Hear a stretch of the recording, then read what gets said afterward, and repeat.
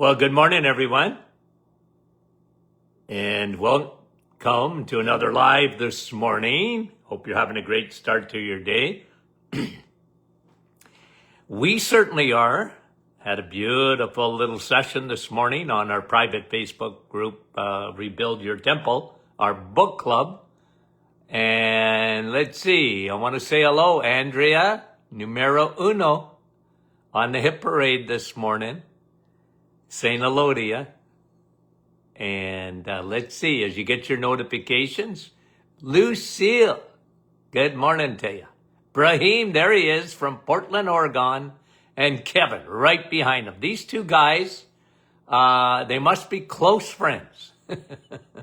Rosa, Morial, and Kevin saying, yep, sunny Oshawa. Rosalinda from the Kidneys of Canada, Niagara Falls. Elaine, St. John's, Newfoundland. Amber, how are you from New Jersey? And Brahim says he sees himself as number one. Yvonne from Petawawa. Lise, how are you? Marla from beautiful Oregon. And Karen. And the Trinity is almost back, as that's what Amber said. I love it. Fran, how are you? Lynn from Aurora. Nick from our staff. Nice to see you, Nick. Denise, Chatham, Kent. Dave from Gilmore. Bruno from North Bay, Ontario. Beautiful. And see, Brahim saying, Kevin, he loves you. Janine from London. Maria from Ottawa. Lorraine from British Columbia. Bright and early this morning. Sylvia. MISSI, How are you, Sylvia? I love Mississippi. Rain Cloud. How are you? Fran says it's sunny but cold. Rhea. Houston.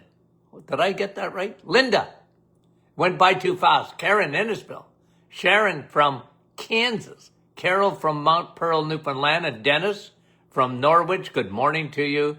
Sandy in Chilliwack, British Columbia. John, Elgin, Illinois. John's been following us for a long, long time. Patricia, how are you? Diane, Peterborough.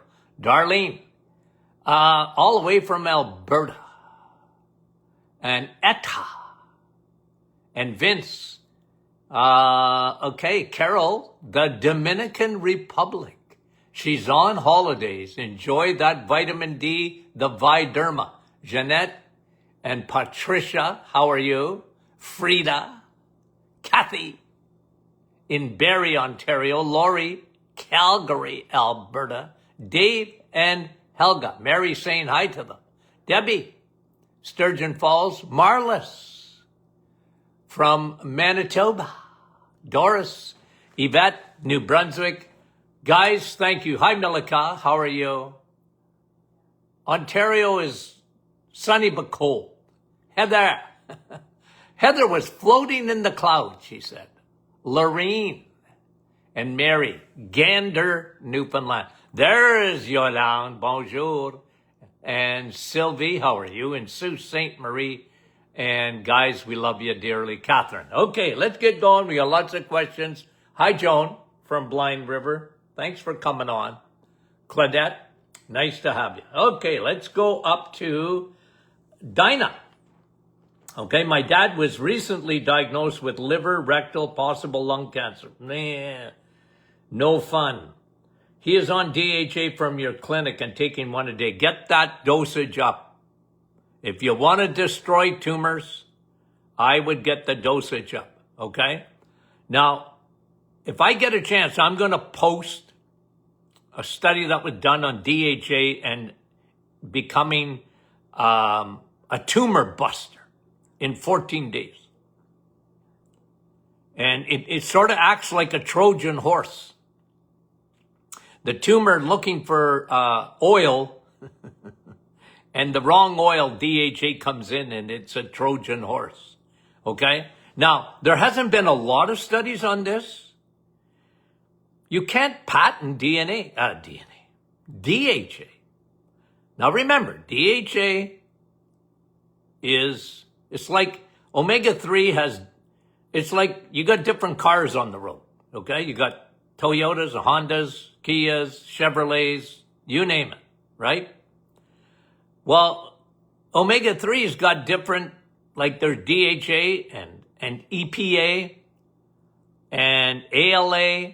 Like these are, but DHA is, and I don't even think it's close. Not that I don't like EPA, I do. But I'll tell you something, DHA, your brain's made up of DHA. But DHA is part of my protocol. Anyone that has cancer, of course, vitamin D, get your levels tested. It really ought to be a crime for someone that has cancer and their doctor does not order vitamin D testing to see where you are, because vitamin D needs to be optimized. Like if you want to fight cancer, and there's research showing this, okay, you need to have your vitamin D levels optimized. And yet doctors don't even think of vitamin D when it comes to cancer. Eat steak. What did I say in my book, Sun, Steak, and Steel? Cancer hates steak. Loves sugar, but hates steak. Hates it. Okay? Hates it. Don't fuel it. Okay. And that was, definitely, Dinah. I would go to at least 4 to 6 DHA a day. That's my recommended dose when you're fighting cancer. Okay? Stephanie, can I take Ultra Digest with a medication she's taking a medication for blood pressure? Yeah, sure you can. Digestive enzymes are good for, your body makes digestive enzymes, okay? You make lipase, they're pancreatic enzymes. Your pancreas makes lipase, amylase, protease, to break down carbs, to break down protein, to break down your macros, and lipase for fat. So when you take a digestive enzyme, it's good for you because and as we get older, we don't make as many enzymes. Our pancreas don't produce as many enzymes as we used to. And it's like American Express. Don't leave home without them. Like digestive enzymes are so good for you. And, okay, yeah, I would. No problem. There's no side effects of taking. Yvette is asking about eating eggshells. Well, how about walking on eggshells? No, but you have to understand, Yvette, in my radio days, there was a time, I'm going to say 10 years ago, maybe, I don't know. But for about 4 or 5 weeks on my program, people were calling in to ask about eating eggshells. Somebody must have put it on social media or whatever back then. I can't remember exactly, but it just sort of became a hot thing. Well, eat eggshells. I don't know. Here's what I answered back then. I know you ought to eat the egg, and I understand there's calcium in the eggshells. You want to grind that up into a powder and I know that some people use it for composting, or they use that eggshells in their garden, okay? But look, do it. I got no problem. But listen, it's really important. Calcium, you want to eat. You don't want to take it as a supplement because it doesn't get to its intended destination. Calcium belongs in your bones, not in your blood. Okay, you need calcium. Absolutely. This is why I always told people, listen, you want to get calcium, you get it from the animal kingdom. Why? Okay, why?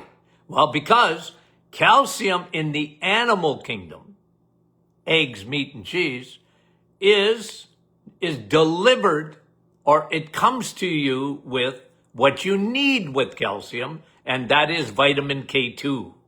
K2 takes calcium and puts it where it belongs, takes it out of the blood and puts it into your bones and your teeth. Okay?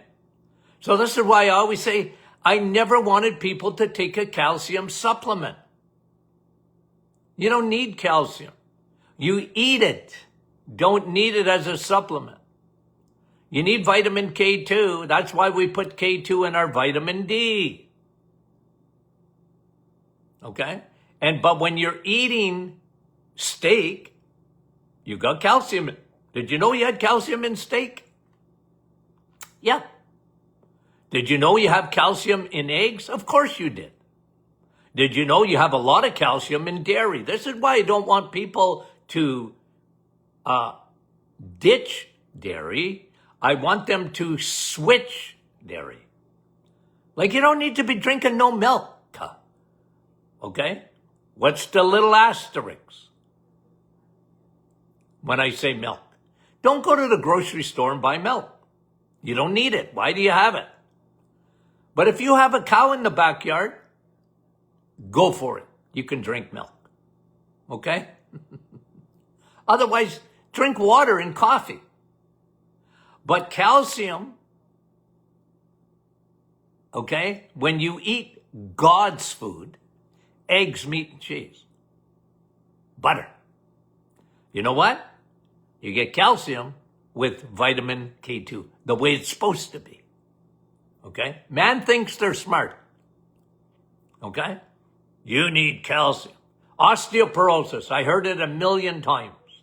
Well, my doctor wants me to increase my calcium supplement. I said, well, it's not going to get to its intended destination. I'm sorry. Okay. Thank you for the question. You want to eat eggshells? I got no problem with that. Okay. Eat it, though. Okay. Francis. Francis has got a friend that's been diagnosed with LADA, L-A-D-A, 1.5 diabetes. So what LADA diabetes is, I'm trying to think if I ever saw that in my office. All the years I was in practice. Maybe once, maybe twice. LADA is 1.5, and okay, here's what it means. Type 1 diabetes is autoimmune. Type 2 diabetes is lifestyle. Okay? So type 1, your pancreas isn't working, your insulin isn't working properly, it's autoimmune. Okay? And we see a lot more of that today than we used to, by the way. Okay? A lot more. And LADA is sort of in between the two. 1.5, they call it LADA. And at the end of the day, okay, it's autoimmune. And the body turns on itself. Probably started with leaky gut. Fungus gets to the pancreas. So you still need lifestyle changes. Like whether you're even type 1 or like you're not living on carbohydrates. Type 1.5, like you and carbs don't get along. So don't fool yourself with that. You need lifestyle changes. If they're on, I think Francis is saying she's on Ozempic. Okay. Ozempic was a diabetic drug, by the way. Okay, guys? Like it wasn't created for weight loss. It was created for diabetes, Ozempic. Okay? So, but you need lifestyle changes. Okay? You need lifestyle changes. Low carb, big time. Okay, Nellie. Nellie's having no fun because she's been diagnosed with gluteal tendinopathy. Okay? A pain in the butt. Like your glutes. Okay? And you get a tendinopathy. Probably a little bit of tearing in there. And it can be very sore. and a hard time sitting, usually sitting in a car, can really bother that gluteal tendinopathy. It's hard because, I used to be able to diagnose it in my clinic because I used to get patient on a table and I would put my finger right on the bobo. And they didn't like me for it, but I said, okay, you got a gluteal tendinopathy, and if you can get a massage therapist or whatever to get working right at that spot and relieve it. One of the things that I found for patients that help them is you get a ball, like maybe a softball, but it's, softball's not that soft. You know what I mean? Or a baseball or a golf ball. Okay, something very hard. And get on the floor with a mat or a carpet and and get that ball right on the spot and work it out. It's one of the best things you can do. Curcumin inflammation. I like combining it with Navital, pine bark, because it's very anti-inflammatory. Those are the things that I would do. Thank you, Nellie. Carla. Carla's wondering about a statement about her sister-in-law makes. Dr. Martin is a quack. Well, she didn't say that. Well, maybe she did. But Carla is saying, Dr. Martin is wrong because your body needs carbs. Your brain needs carbs. Can't operate without carbs. Now, Carla, tell your sister-in-law that I love her. Okay? But that she's wrong. Okay? If your brain needs sugar, it'll turn steak into sugar. Okay? Your brain operates much better on ketones than it does on glucose. You know what's happening in our world today? In brains? Is the brain is flooded with a fuel that it can't use. Okay? It's flooded with it. It's like you are floating on the Atlantic and you're thirsty, but you can't drink the water in the ocean. Right? Can't drink that water. Nah. So we live in a world where people are carboholics and the brain is flooded because carbs break down into glucose rapidly. And you're flooding the brain. And sugar makes the brain shrink. Fat makes your brain thrive. Now, the right fat, saturated fat, DHA fat. Your brain loves that. That's why your brain loves eggs, meat, and cheese more than bread. And it ain't even close. So your sister-in-law, God love her, is wrong about that. Your brain thrives in ketones. When your body is burning a different fuel. That's the whole idea of the eggs, meat, and cheese diet, is your body's changing fuel. You used to be a carboholic because you were taught that carbs are good. Carbs are needed. And the food pyramid and everybody else and all the gurus and all the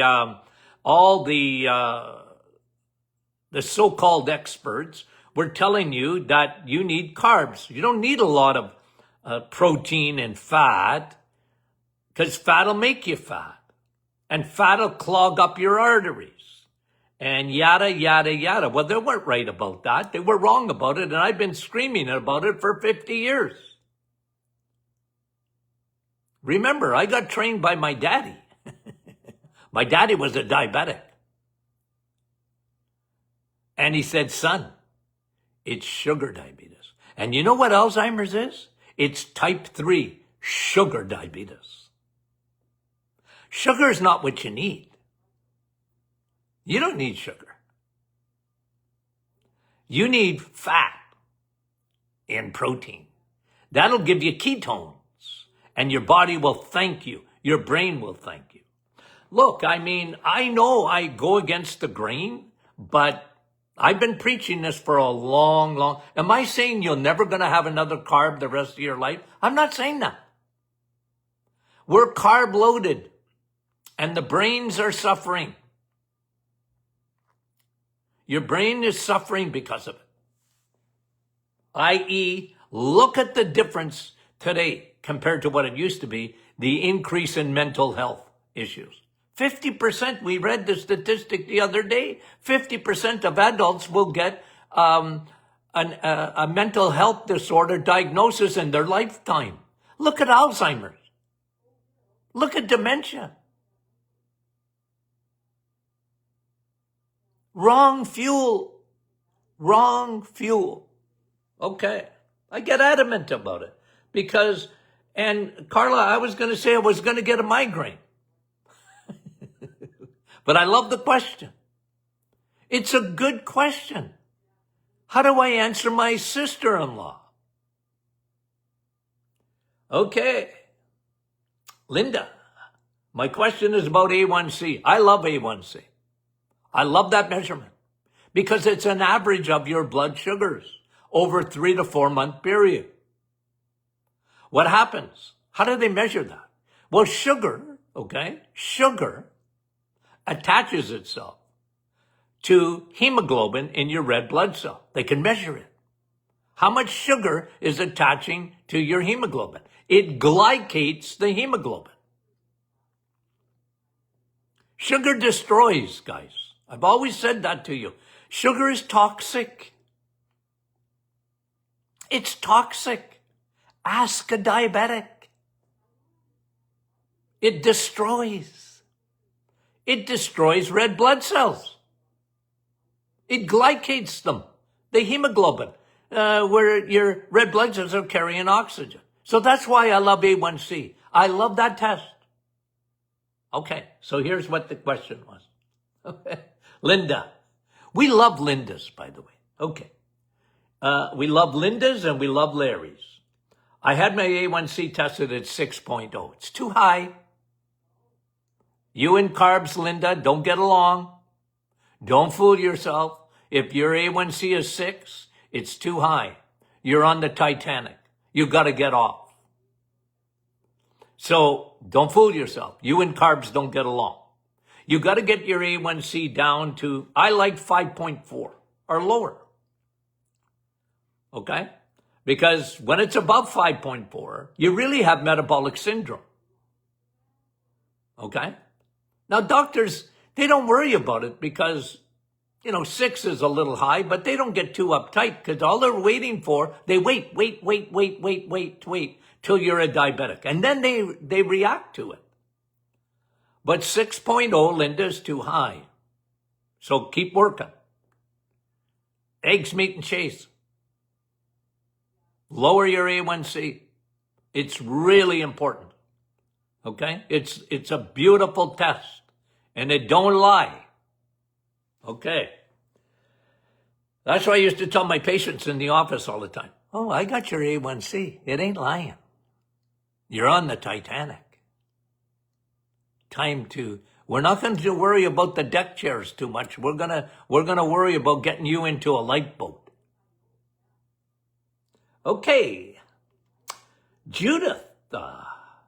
Hello, Dr. Martin. Could you please send me the protocol for tumors? Well, we did it up with the setup for Europe. Okay. For DHA and vitamin D, I'm 48 years old. Have a lump in my right breast. Well, I'll tell you something, Judith. You get dim. I don't know if you can in Europe or not. If not, you got to eat flax seeds. Take a tablespoon, maybe even 2 tablespoons a day. Why? It'll dim out that estrogen. Really important to block estrogen. Our menopausal formula has DIM in it. You want, like people, why do you have DIM? You want to, I got low levels of estrogen. No, you don't. No, you don't. You have lower levels than you used to. But I'm talking about xenoestrogens. The world is full of estrogen. And for breast cancer, why do you think we see so much breast cancer today? Insulin, estrogen. Get that estrogen down. Progesterone balances it out. Dim it out. DIM. Broccoli. But you got to eat a bushel full of broccoli to get the amount of DIM you need. Okay.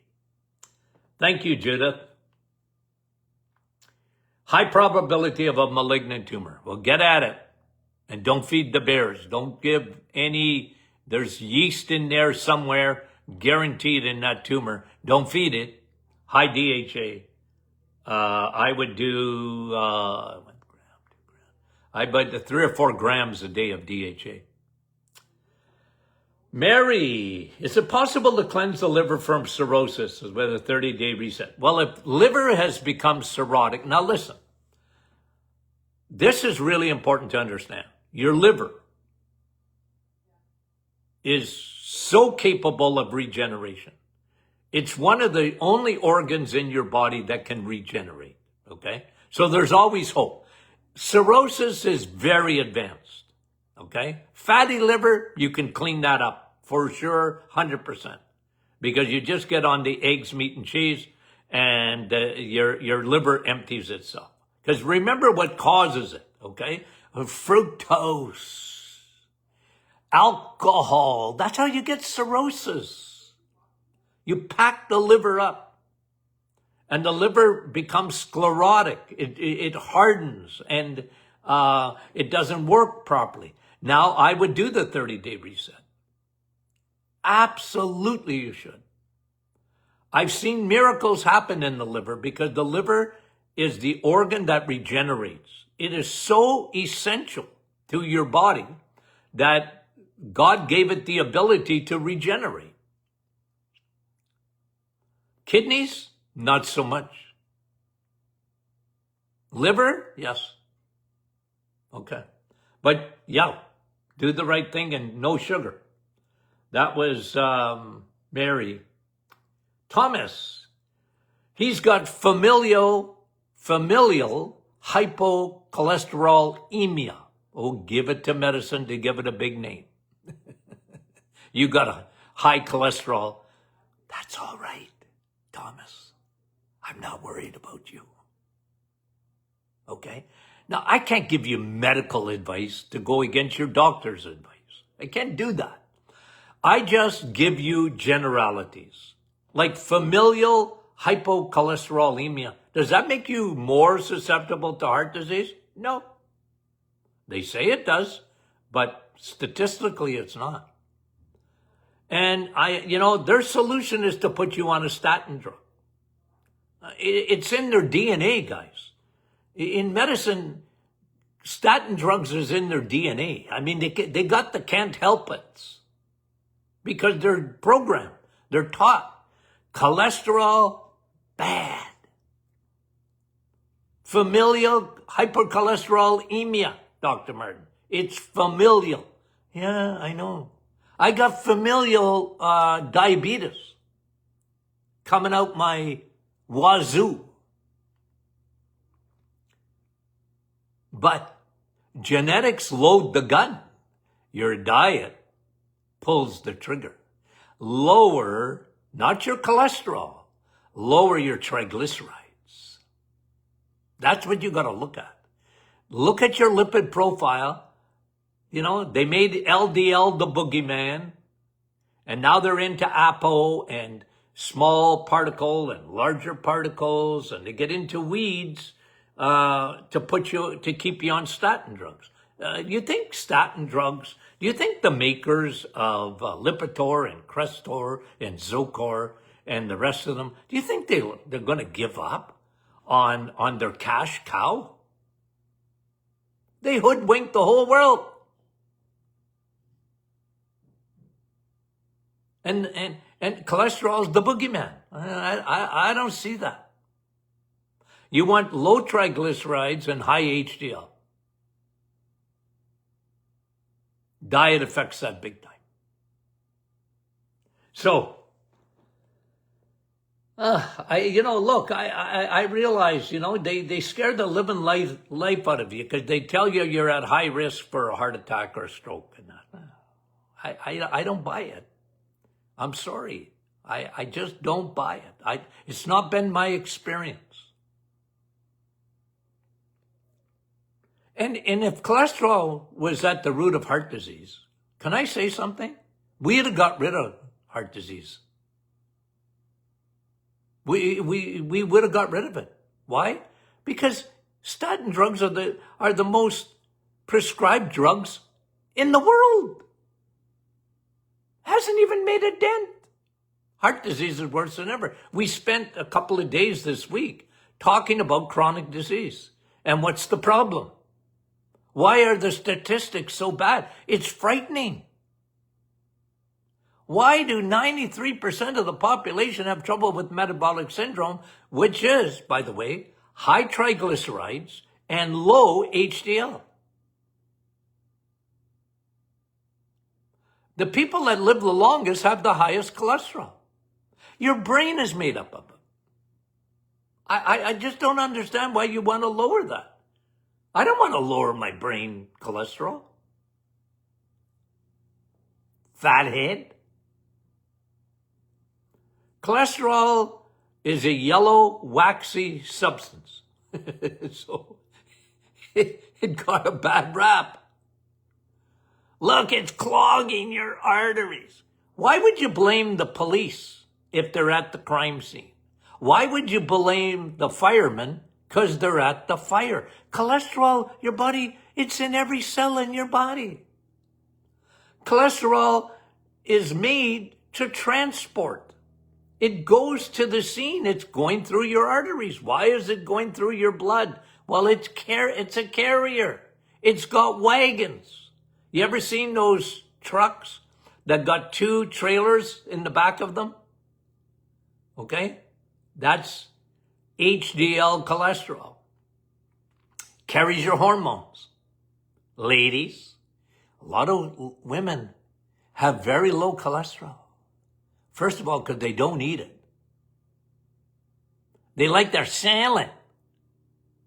They like chicken and salad. Right? And I said, well, your hormones are going to suffer. You're a carboholic. The worst thing you can do for your thyroid. Worst thing you can do for your hormones. You want cholesterol, and it'll run through anyway, because your body, it don't trust you. 85% of your cholesterol, your body makes it. You're supposed to make up for 15%. If you don't, well, you're going to be low. Why do you want to be low?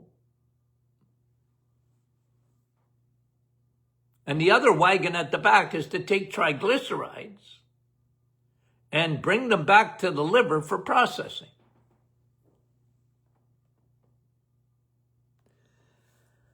That was Thomas. And Thomas, thank you for the question. It got me on a diatribe.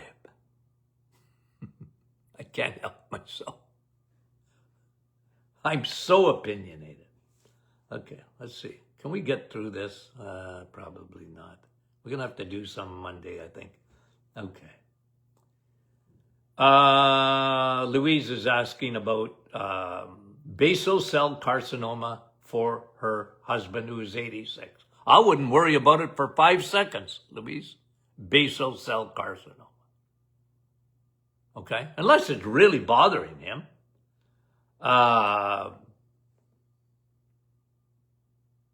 What are you going to do?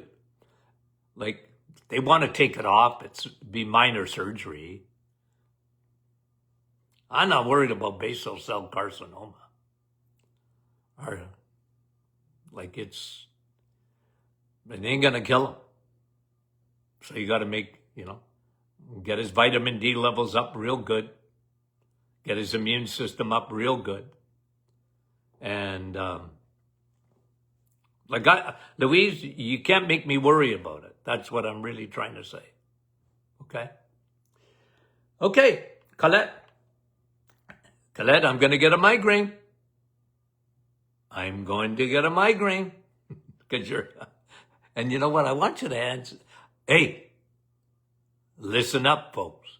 I want you to ask questions, okay? So when I say you're giving me a migraine, I'm teasing you because I like the question. You know what Colette said? Dr. Martin, is bacon carcinogenic? No. Bacon's got a bad rap. It really got a bad rap. Bacon is good for you.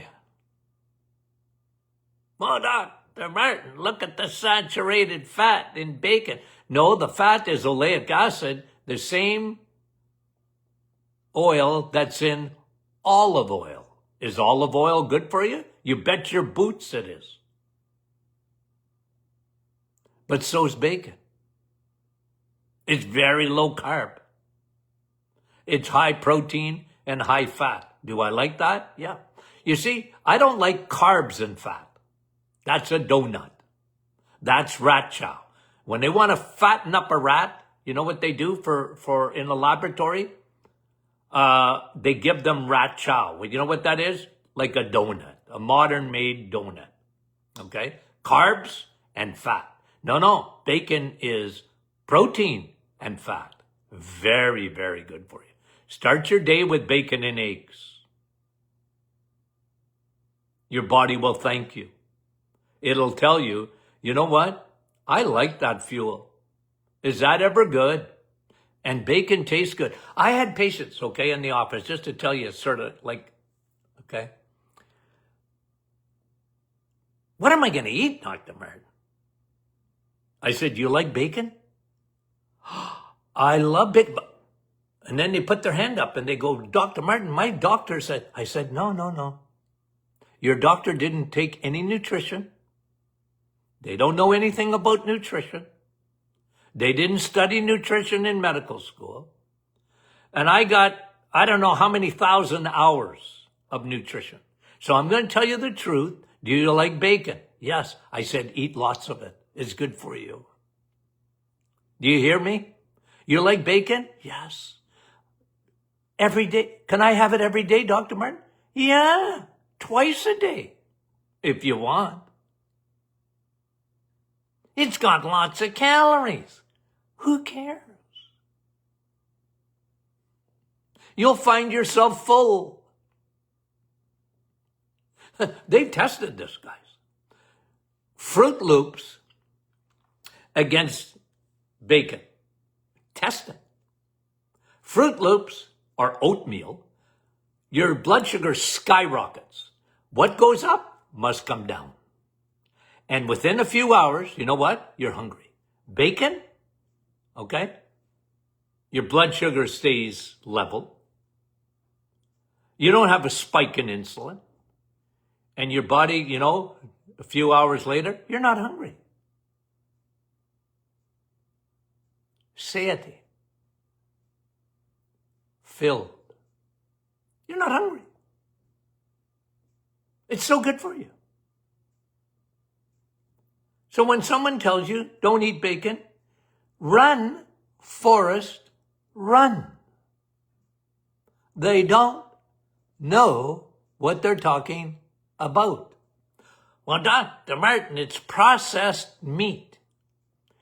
Look, there's good, better, and best bacon.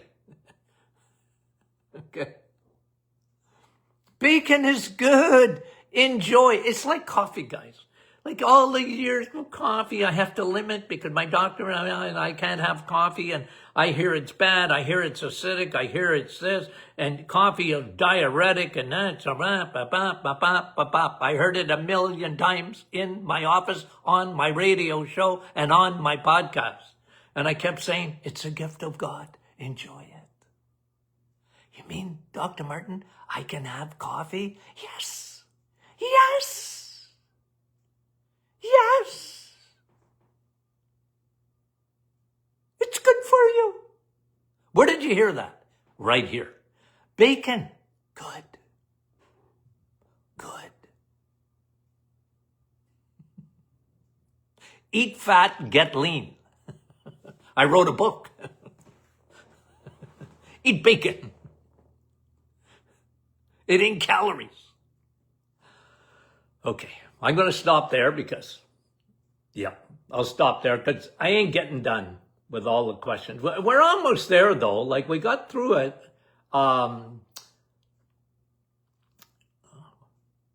We got through almost, I got 4 or 5.